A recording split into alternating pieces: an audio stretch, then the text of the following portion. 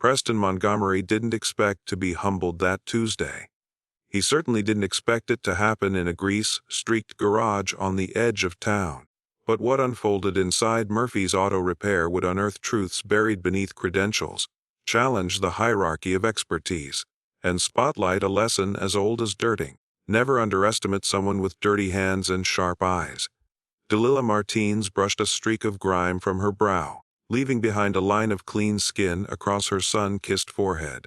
Her wrench clinked as she adjusted her grip, muscles taut from 2 hours wrestling a cranky alternator. "Stubborn as my divorce lawyer," she muttered, earning a hoarse chuckle from Rusty, the foreman whose hands bore more scars than most people had stories. Outside, the sharp purr of a luxury engine broke the humdrum rhythm of the afternoon. A silver Mercedes rolled to a stop with surgical precision. Rusty whistled low. That ride's worth more than the shop's annual overhead. Delilah peeked up, her gut already bracing. Experience had taught her that sleek cars often carried sleek egos. The driver stepped out mid-40s, crisply ironed cakes, shoes that panic at the sight of gravel, and hair that looked like it had its own stylist. The real surprise came next. On the flab trailing behind a pristine 1967 Mustang fastback gleamed under the sun, a near-perfect restoration. But something about its idol? It coughed ever so slightly. Delilah's ears perked. The man approached, avoiding oil spots with a practiced sidestep, looking for the lead mechanic. He announced. Rusty wiped his hands, extending one without ceremony. "Rusty Peterson. What's the issue?" The man hesitated before offering a clean, limp handshake. "Preston Montgomery.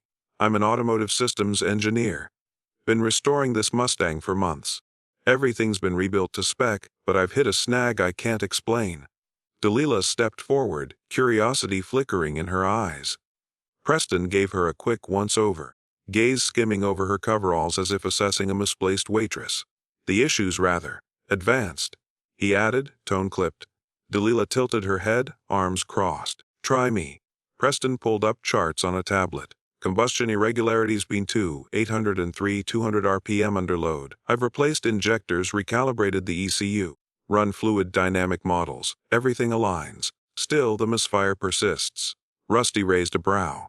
"Sounds like you've covered all the digital bases." Preston nodded. "This goes beyond standard shop diagnostics. Thermodynamics, material tolerance, engine harmonics. Most traditional techs wouldn't follow." Delilah's jaw clenched. She'd heard this script before. Ivy League fluency cloaked in condescension, she smiled. "Funny. Problems too advanced for folks like me usually take about 20 minutes to solve." Preston smirked. "No offense, but I've got 3 degrees and access to equipment most garages can't afford." Delilah didn't flinch. "Yet here you are, asking us." Silence rippled through the garage. Joe froze mid-torque. Eddie leaned on his lift. Even Frank paused his pretend tool shuffle. Preston flushed. Delilah stepped closer. "How about a bet? Give me 30 minutes. If I can't ID the issue, I'll admit you're right. If I can, you apologize to me." To this crew. A hush followed. "Thing deal," Preston said. The challenge spread through Murphy's like fire through dry hay. Word reached Mrs. Chen, waiting for her Civic. Tommy from down the block popped in, just to check tires. Betty wandered over from the diner, apron still on. Delilah cracked her knuckles. "Clock starts now." She popped the hood. The Mustang's engine bay was a showroom dream. Clean, balanced, meticulous. Sometimes, she thought, the prettiest engines hide the nastiest secrets. She closed her eyes listening. Not just hearing, but listening. Every engine had a voice, a rhythm. This one was whispering. Preston rolled his eyes. "This isn't interpretive dance." Delilah ignored him, fingers trailing along fuel lines, coils, manifold bolts. She wasn't fumbling. She was reading. "Fire her up," she called. Rusty turned the key. The Mustang growled to life, smooth as silk. Too smooth. Delilah's brow furrowed. "Raise it to 3 grand." The engine climbed, steady. Until, just for a heartbeat, it faltered. So slight, it might have gone unnoticed. "There," she said. Preston shook his head. "Scanners show 0 anomalies." Delilah asked for a diagnostic scanner. Preston couldn't help a smirk. "So much for intuition." "Tools help," she replied. "But they don't replace instinct. They confirm it." The scanner lit up with flawless data. Air-fuel ratios, timing, Compression, all within range? But that miss, it was real. Delilah's thoughts shifted gears. Walk me through your rebuild, she asked. Preston obliged, rattling off specs. Everything replaced, even the timing chain, upgraded to a modern, high-performance hydraulic tensioner. Delilah froze. You used hydraulic? She asked. Not mechanical. State-of-the-art, Preston affirmed. Way better. For most cars. Delilah murmured. Maybe not this one. She dropped to her knees and began removing the timing cover. You've got less than 10 minutes, Rusty warned. That's all I need.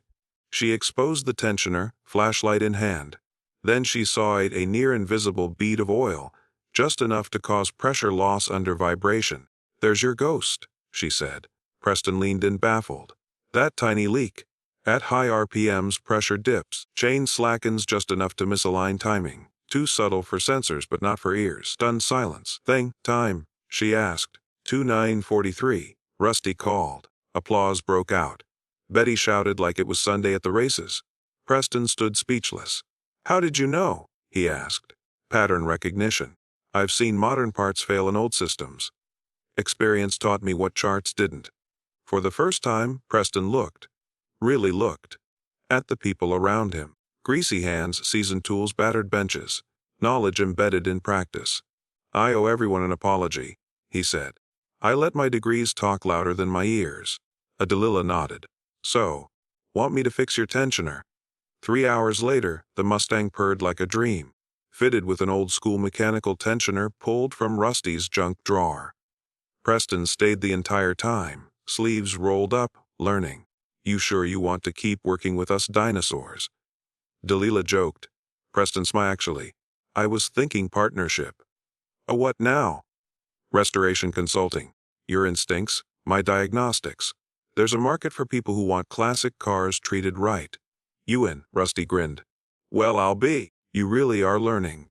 6 months later, Murphy's looked the same outside, but inside it hummed with a new rhythm.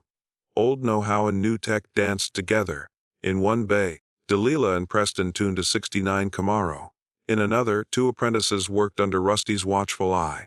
Preston had traded his chacas for work boots. His old colleagues now referred clients his way. Classic cars with modern minds, the brochure said. A local paper ran a feature, Where Grease Meets Genius. But headlines missed the point. The real story was about humility, the power of listening, and the quiet revolution that begins when assumptions die and mutual respect is born. Same time tomorrow. Delilah asked as they locked up. Wouldn't miss it. Preston replied, a smear of grease on his cheek. Outside, the sun dipped low, catching the Mustang's blue coat one last time. Sometimes wisdom doesn't wear a lab coat. Sometimes it wears coveralls, and smiles when someone finally listens.